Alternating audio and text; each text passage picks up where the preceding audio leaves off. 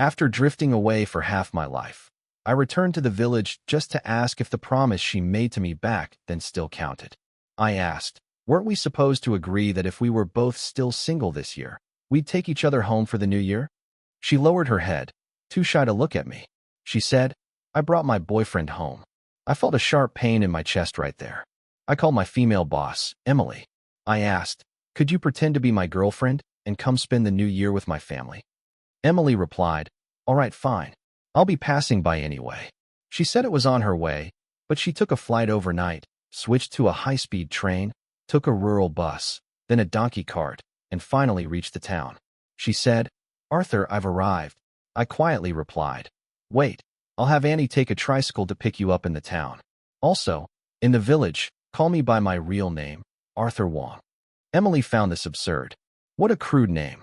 Chapter 1. The day after her holiday, back to the village, heavy snow had fallen. I was standing outside feeding the chickens, but I spilled the rice and it rolled down the slope. The chickens rushed down after it, and I slid down after them. My grandma was watching from behind.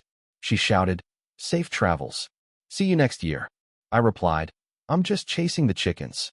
Grandma answered, the chickens already turned back, so why are you still sliding forward? I said, I can't stop. I slid all the way to her house. The door was open, and Serafina stood there, staring at me in disbelief. We hadn't seen each other in 5 years, and she had long shed the youthful innocence of the past. Her face was still striking, but now bore the marks of time. She wore a khaki trench coat. Though the brand wasn't clear, it made her look elegant and graceful. The village girl who once didn't know how to dress or wear makeup now looked like a magazine model. Serafina snapped out of her daze. She asked, what are you doing here? I replied, chasing chickens. Just happened to pass by. She asked, and the chickens? I turned around. There wasn't a single chicken in sight. I sighed. Maybe they went home first. The world seemed to mute in that moment. In those nights when I had diarrhea from eating fast food burgers, I had rehearsed countless scenarios of reuniting with Serafina, but now that we were face to face, every word felt like it burned my mouth.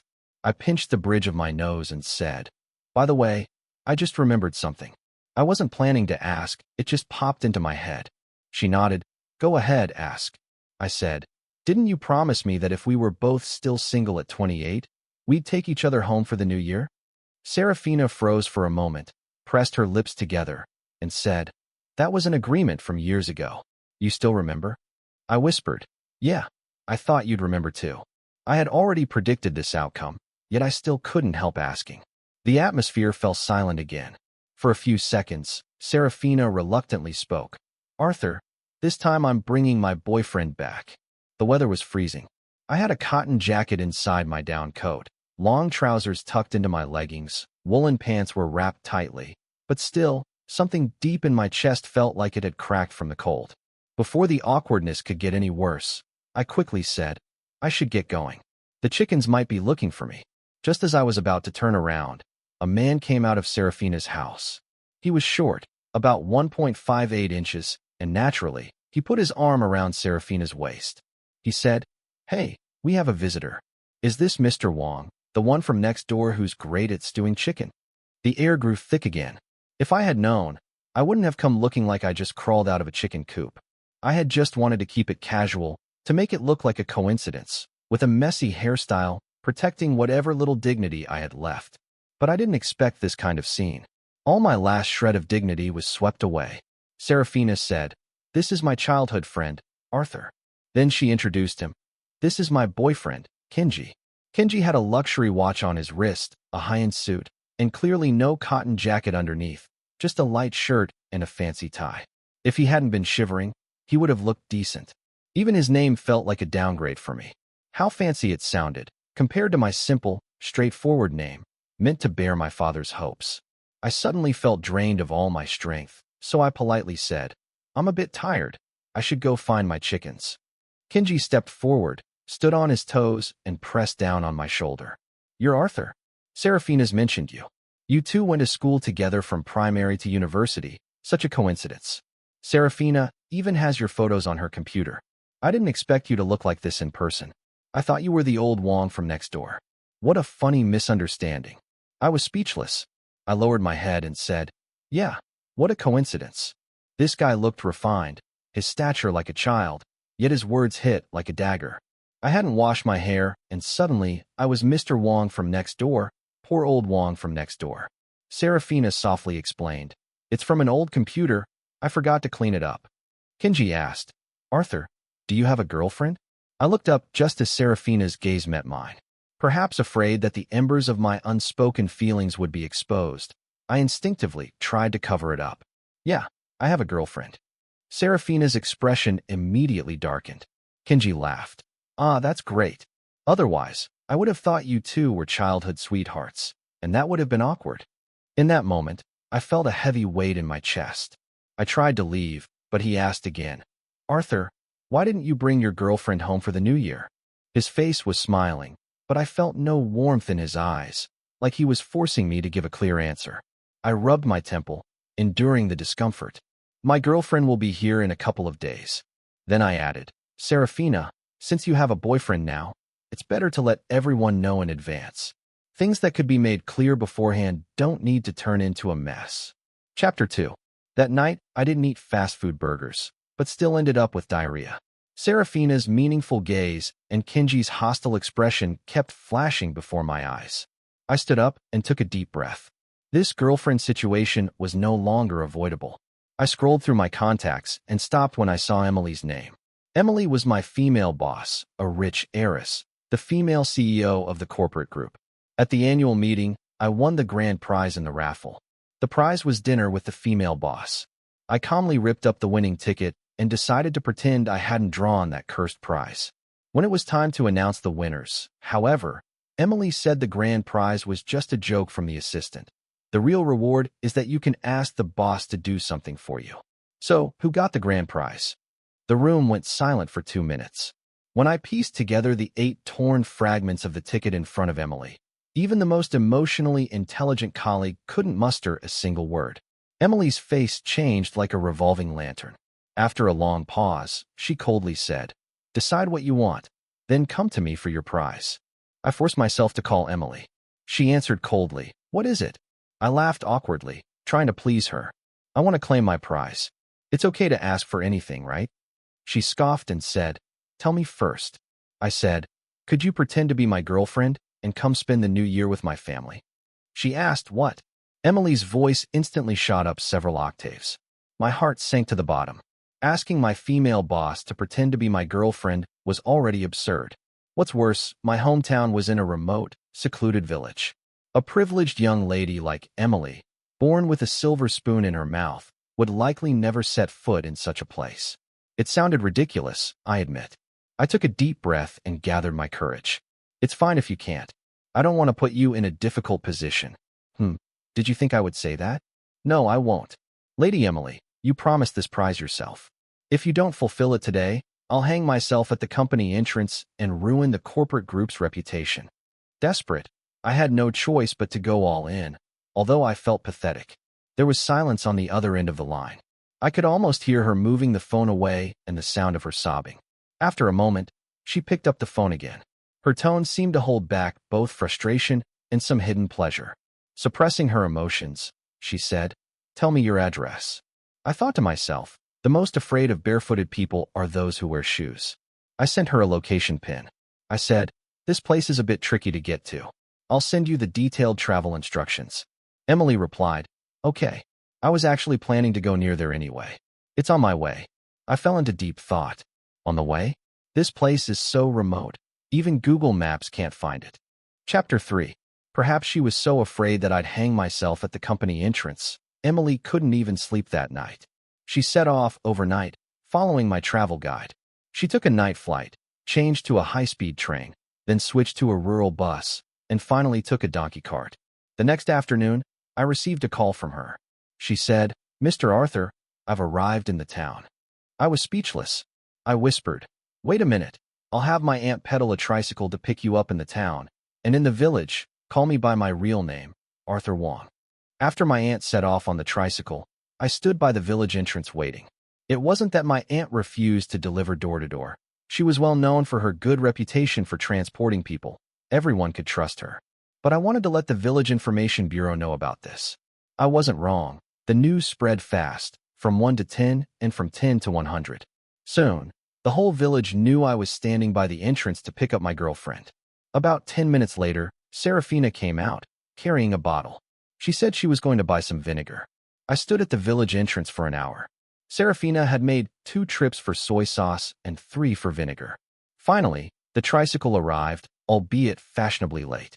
It was filled with luggage of all sizes and little gifts, leaving no space to even step down. Emily practically rode back on top of my aunt. Anyone who didn't know would think she was moving in. She was still covered in logos and flashy luxury brands. But after this long and dusty journey, even the most luxurious items were coated in a layer of dust, making them look like cheap knockoffs. The authentic heiresses of a city's rich families most were elegant, low-key, and dignified, but Emily was the only one with such an extravagant style. But because the group was so rich, no one ever questioned her bad girl fashion. When Emily stepped off the tricycle, she was so exhausted her lips had turned pale. She smiled at me with a smile that said she was beautiful but had a rough life. A crowd of villagers gathered around to watch the spectacle. When they saw Emily, everyone was stunned. Someone said, "Wait, is it true that people actually look like this in real life?" A few of my buddies quickly stood behind me, keeping a safe distance from Emily. They loudly discussed, "I've been reading too many feel-good novels lately. I swear, Arthur's girlfriend looks like someone who's about to have a breakdown." Another person added, "Yeah, she's the type who would chase after a first love that went abroad." Someone else said, "Her dad would probably give Arthur $5 million to get him to leave his daughter." Meanwhile, Kenji, who was watching the scene, burst out laughing. He said, "Arthur, you're really something. Renting a girlfriend just to save face is one thing, but you rented one who loves to act. Isn't that a bit too much?" I said sincerely, "She's not acting. Everyone has their own style. If you don't understand, please show some respect." Kenji replied, "I heard everything you said to Serafina yesterday. If you really had a rich, beautiful girlfriend, would you still be thinking about Serafina?" He pointed to all the luggage and said, "All of this is rented, right? You're going to return it later, aren't you? Isn't that a hassle?" As he spoke, Emily had already started handing out souvenirs to the villagers. Everyone got a gift. Kenji even received one. Kenji stared. "Really? Giving? It's not some fancy packaged pickled mustard, is it?" He ripped open the packaging with a look of disdain. Inside was a box of imported chocolate worth over 500 yuan. Kenji's expression changed. He said, "Wow, quite the spender. Looks like you really fooled her." I was already wearing my painful expression. I couldn't bear to think about how this money would be deducted from my paycheck later. With great difficulty, I bent down and snatched the chocolate from Kenji's hands. Kenji gave me a contemptuous smile. He stood on his tiptoes and whispered in my ear, "At least you're smart today. Do you know what the most terrifying first love is? It's the kind that dies. Once it's dead, it will live on forever in your memories. But if it's alive and right in front of me, I have 100 ways to ruin it." I didn't want to argue with him, but after thinking for a moment, I still said, "If it's going to rot, it won't be my problem. And can you be a bit more normal? Have you been watching too many cheating stories? I really have no interest in fighting for a woman with you. Is that childish or what?" Kenji froze. Chapter 4. When we got home, my grandmother was sitting in the yard peeling peanuts with her back to the door. Emily opened her mouth right away. She said, "Peanuts peeling aunties at home." I looked at her, feeling drained. I said, "Calm down. Did you mix up your words?" Emily fell silent. In that tense moment, my grandmother heard the noise. Without turning around, she slowly asked, "Who is it?" Emily quickly straightened up.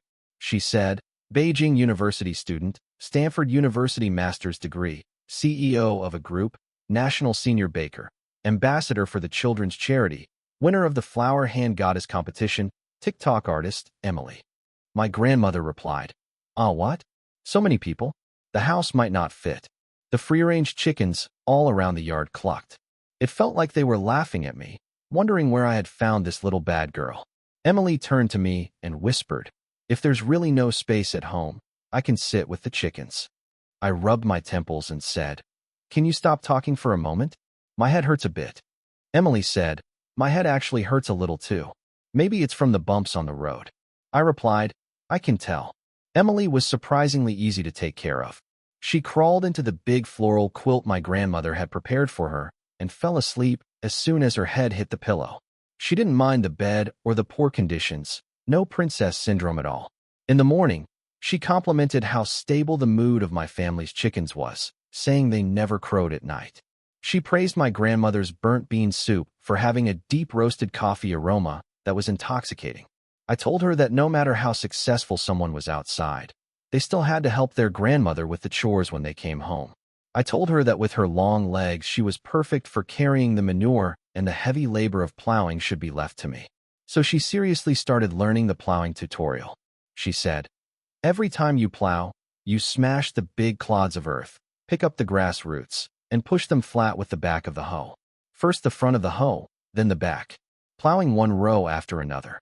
She was so happy, so proud as she took the hoe and was ready to go. I said speechlessly, "What you just recited was the plowing tutorial, but you're holding a hoe." Emily said, "Oh." She put down the hoe and sincerely complimented me. "Arthur, you're amazing. You can even tell the difference." I shrugged. "What's so amazing about that? She's rich enough not to tell the difference between a hoe and a rake. I'm poor enough to not know what to do." I turned my face, only to see Serafina quietly standing outside the door. The world was silent. The last rays of the setting sun stretched her shadow long. She looked at me, her voice filled with grievance, as she said, "Arthur, can we talk?" Chapter 5. I often think back to the times I spent with Serafina. The backdrop of those memories is always a sunny, vibrant summer.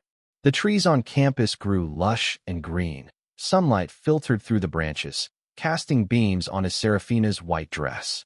Back then, Serafina was like the clear, sparkling dew of early spring. The moment she saw me, she would happily rush into my arms and act coquettishly.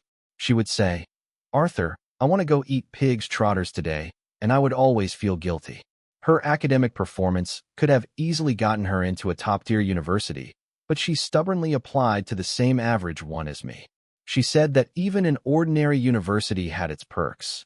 Here, she could win the favor of the teachers. I knew she said that to ease my guilt. Since childhood, I had always been a loner. I wasn't eager to socialize and wasn't used to fighting for anything. Serafina, on the other hand, was completely different. Her mind was always filled with strange and fascinating ideas. She had a unique ability to spot my strengths from odd angles and would encourage me with admiration. Under her influence, I gradually shed my inferiority complex and slowly developed a sense of awareness about life. I started striving to improve in both my studies and life. We spent 4 years together, ordinary yet intense, accompanying each other through our youth. Then came the time to look for jobs, and our happy days abruptly ended. That's when we realized the downside of attending an average university. Our school and major couldn't stand their ground in first-tier cities. During that time, our thoughts diverged, and our relationship quickly cooled. After much contemplation, I chose to continue studying for a master's degree, determined to stay in a city. She chose to return home and prepare for the civil service exams. On the day we parted ways, we made a pact. If we're both still single in 5 years, we'll bring each other home for the new year. An unspoken relationship, an indifferent conclusion. The wheels of fate began to turn, and they turned for 5 years. Serafina pursed her lips and said, "I actually understood what you said yesterday. You know, when I found out that you've always had me in your heart, I was actually really happy." Serafina looked at me, her eyes glistening with tears. I forced a smile and said, "If I had known you had already let go, I wouldn't have asked. Every year during the new year and on birthdays, you send me a bunch of vague messages, and you never mention anything important. If you had just said you had a boyfriend, I would have let go long ago." Chapter 6. We sat side by side on the stone bench under the old tree. When we were kids, we often sat here. We would soak the sheets we changed in hot water and detergent, then we'd beat them with a wooden mallet, one strike after another. Afterward, we'd take them to the river to rinse them clean. Serafina said, "In the years we didn't see each other, I thought I had let go, but whenever you appear, everyone else just fades into the background." She spoke with such emotion, but I couldn't focus on her words. My attention was drawn to the yard. My grandmother was chasing the chickens back into the chicken coop. Emily, in her expensive high heels, was following behind, diligently shoveling chicken droppings. Her beautiful figure stood out even in this out-of-place scene, as she outlined the curve of her hips. The picture strangely felt harmonious. Serafina followed my gaze toward the yard and laughed softly. She teased, "The young lady is quite elegant, even when shoveling chicken poop." I chuckled and smiled in relief. I said, "All these things that made me feel inferior for so many years, things I was too embarrassed to let others know, she doesn't mind them at all. That's pretty moving to me." I paused and then continued. "Serafina, do you know, in the past, I had no direction in life. All I wanted was to make more money, escape the countryside, and move to a big city for a brighter future. Poverty and inferiority were like a thorn in my soul, something I couldn't get rid of no matter what." Serafina turned to look at me and said, "I know." I shook my head. "You know, but not really. My dad died young from alcohol, my mom's buried in debt from gambling, my teachers looked down on me while praising others, and my grandfather is bedridden. Even though we both came from rural backgrounds, I'm an only child, and the burden of the family fell entirely on me. I couldn't solve it, so I just wanted to escape. It's hard for you to truly understand the thorn that's embedded in my soul." Serafina pressed her lips together in silence. I turned to face her and smiled. I said, "But now, I've figured it out. Problems always have to be faced and solved. Once you take action, you realize that the difficulties that once troubled you may not be as hard as you thought. The worst outcome is still bearable. So, I've said goodbye to the anxious, self-consuming version of myself. I want to live my life fully again." Serafina looked at Emily, who was busy in the yard. She gave a bitter smile. She said, "I thought you brought her back just to make me jealous." After Serafina left, I returned home. Emily looked at me and rolled her eyes, starting to mock me. She snorted and said, "How's the replacement girlfriend working for you? Did it help you rekindle things with her?" I laughed and said, "Come on, you're still 2 steps from the door, eavesdropping. Don't think I didn't notice."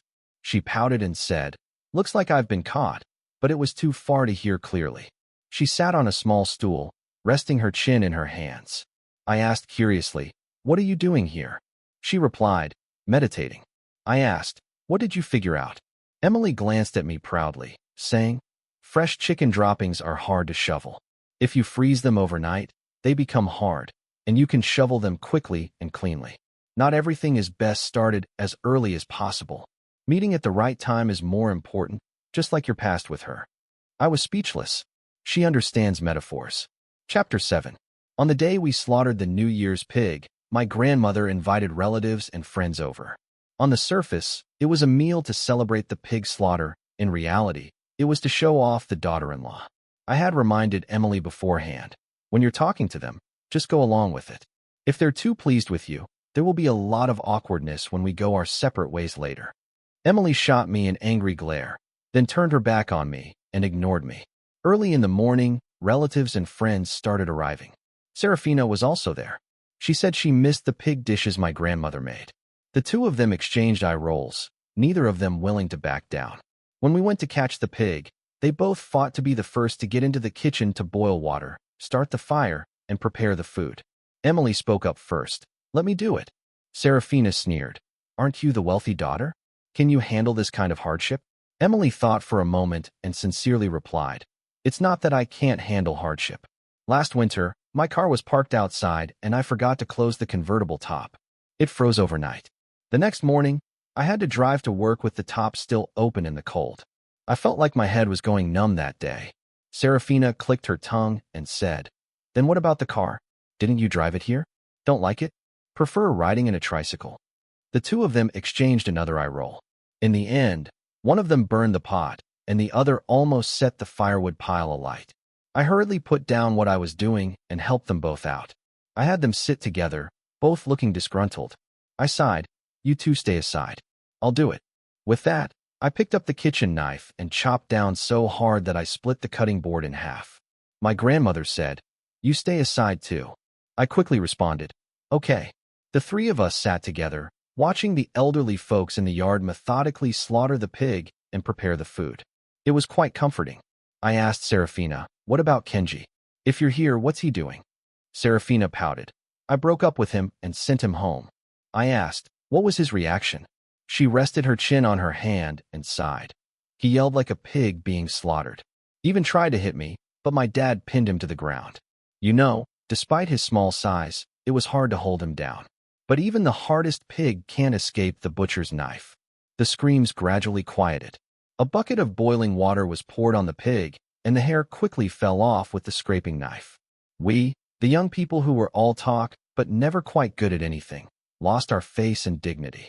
Even so, Serafina still tucked her hair behind her ear, stood up proudly, and declared loudly, "Arthur, I won't let you give up on me for that scheming girl. I may not be good at boiling water or cooking, but I'm really good at warming the bed."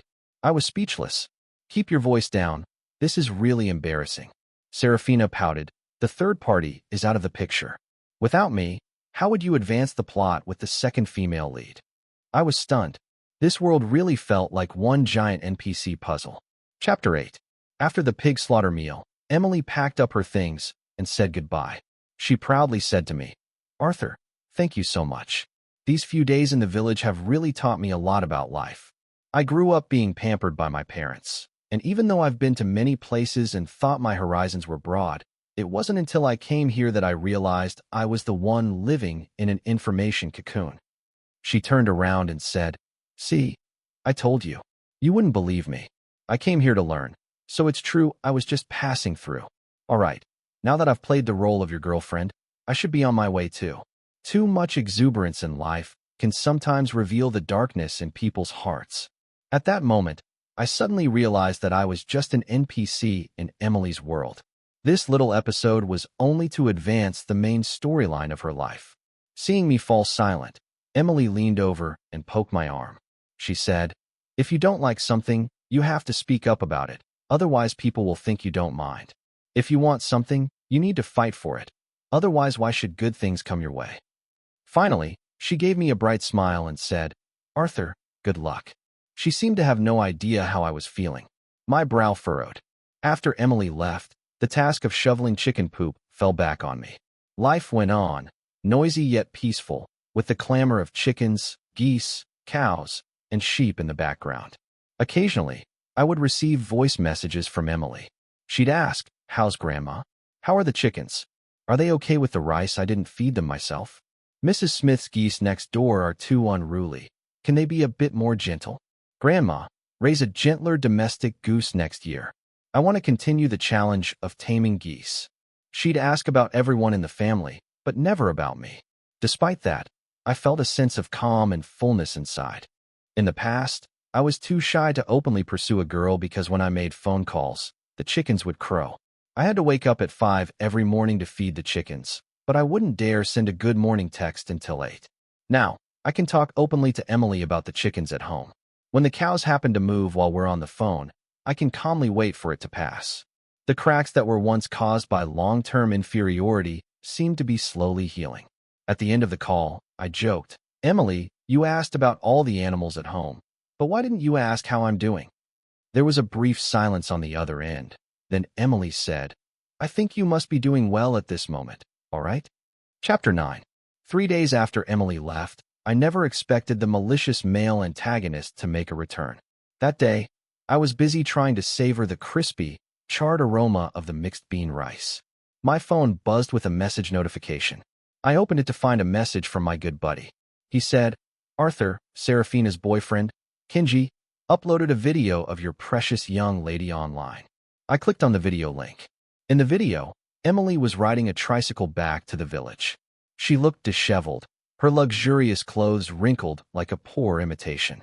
At the end of the video, there was Emily bending down to shovel chicken poop and Emily sitting with chickens at the doorstep, eating mixed bean rice.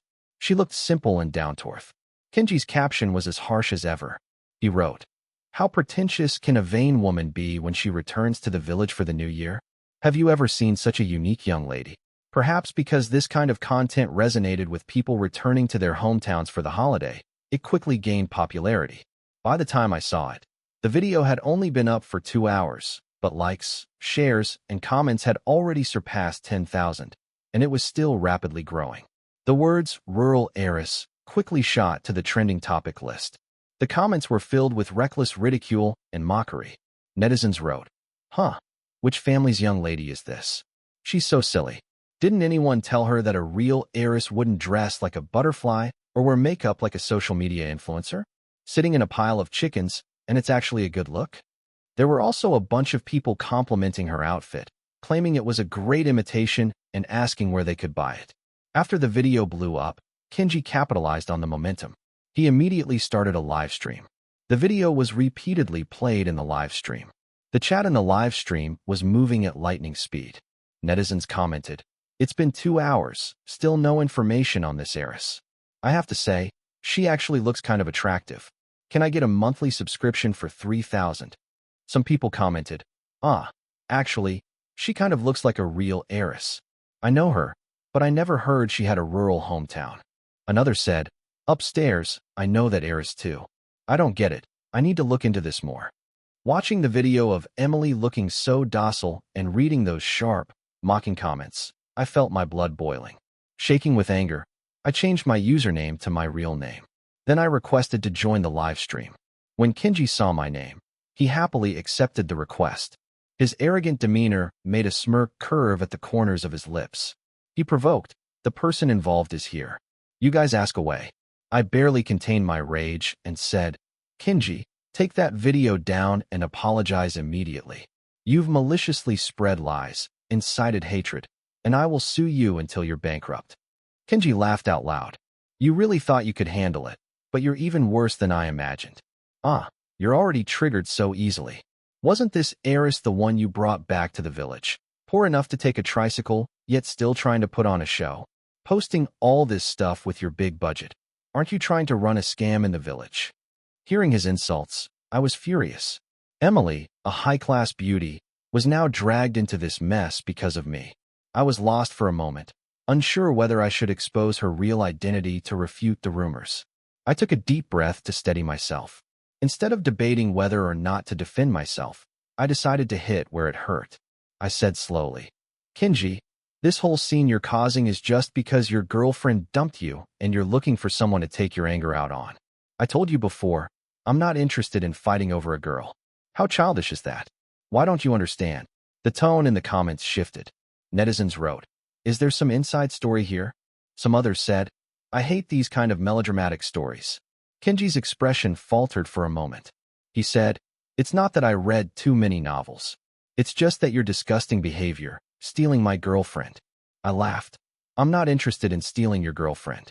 Even if you two broke up, I still have no feelings for her. Does that make you feel better? Can you stop spreading lies now?" Seizing the opportunity, I buried him first. Kenji panicked. He said, "It's not like that. I didn't." But the comments section had already completely turned against him. Netizens wrote, "So it's all because of a woman?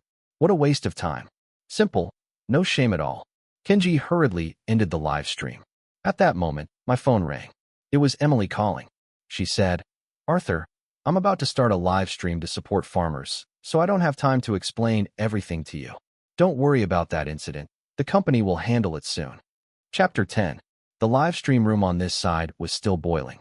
On the other side, Emily's support farmer live stream had started. This event had been organized by the local government for a long time and was quite grand. As soon as it began, it attracted a lot of viewers. In the broadcast, Emily was sitting next to the director of the Cultural and Tourism Bureau. She had a poised and charming smile. The host introduced her. "Today, we are also honored to invite Miss Emily, the heiress of the corporate group, a national senior baker, ambassador for the Children's Foundation, champion of the Floral Hand Goddess competition, TikTok People's Artist. Welcome, Emily." Emily smiled and said, "Don't worry. All these titles belong to me, and the live stream room can handle it." She was cute, lively, and down-to-earth, with a totally funny girl vibe. The live stream room immediately became lively. Soon, the onlookers made a new discovery. Someone wrote, "Is this heiress the same rural heiress from the other live stream?" Emily ignored it and focused on her live stream. She kept them guessing. It wasn't until the viewer count peaked and the product introduction segment wrapped up successfully that Emily finally covered her mouth with a slight smile and responded. She said, "I saw all the questions you asked earlier. Now, to your question. Yes, the strange rural heiress in that video is me." The live stream room instantly exploded. Netizens commented, No way. Is this a drama? Emily turned to the camera and seriously said, "Here, I want to especially thank my colleague, Arthur, who gave me the opportunity to interact with our farmer friends as part of the family. He also helped me understand the deeper significance of this live stream." She gave a sincere speech that moved hundreds of thousands of viewers. Coincidentally, the agricultural products being sold were of great value. Families scrambled to purchase. The once unsellable products from the mountains were now reaching households everywhere. Everyone was happy, but I felt a bit conflicted inside. I thought, in the end, I had become her NPC. Kenji, who was also in his own live stream room, was being cursed at to the point of losing his mind. He retaliated, saying, "See, this is what happens after he steals my girlfriend and then dumps her. The reason is simple. He just latched onto a rich woman and started living off her. Arthur is spineless and shameless. He's a disgrace to all men. But who thinks they can just become a Phoenix man? It's clear he just pretended to be her boyfriend. But once everything returns to normal, he's still just a corporate slave." Soon, the crazed rants from Kenji were passed onto Emily's live stream room. Emily didn't respond again. She remained silent until the live stream ended. I stared blankly at the few cold words left in the closed live stream room. The next moment, Emily's call popped up on my screen. Her voice, which had been distant and detached just moments ago, now had a ripple of emotion. She said, Just now I didn't know how to say it in the live stream. So I wanted to ask you, if you really have no feelings for that person anymore, would you consider me? Your fake girlfriend wants to become the real deal." Chapter 11. Emily explained the events of the past few days. She spoke with a sense of grievance. "Arthur, actually, I've liked you for a long time. The lottery at the annual meeting was something I had my assistant deliberately set up, and I purposely made sure you'd win. But after you won, you didn't seem happy, so I changed the explanation. In the end, you gave me a pile of broken pieces. Arthur, do you really dislike me that much?" I thought for a moment. It had nothing to do with dislike. The avoidance was simply due to insecurity and shyness. Suddenly, a phrase came to mind. If you don't like something, you should say it boldly, or else others will think you don't mind. If you want something, you must fight for it openly, otherwise why would good things come your way? I took a deep breath and wanted her to know about my open affection. But then, I overheard some staff members talking loudly on the other end of the phone, almost as if they didn't want her to hear. One of them said, "We still have other work to do after the live stream." Wasn't she acting like a composed and aloof heiress earlier? Turns out she's just love-brained. I smiled and said, "In that case, when you get back, we'll have a serious talk. I think this is something I should say in person." I hung up the phone. Then I sat back down and picked up the now cold bowl of mixed bean porridge. When the chickens saw me crouched down, they thought I was going to feed them and ran over.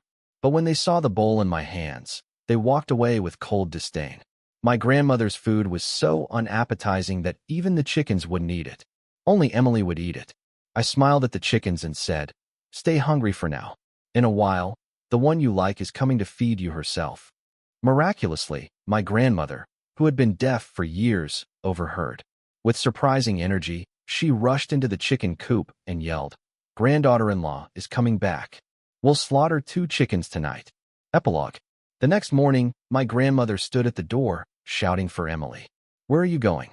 Are you coming back for a meal?" She gave me, who was preparing to rake the field, a look of disdain and said, "Go muck out the manure." I laughed. No one did it better than my long-legged grandma when it came to mucking out manure.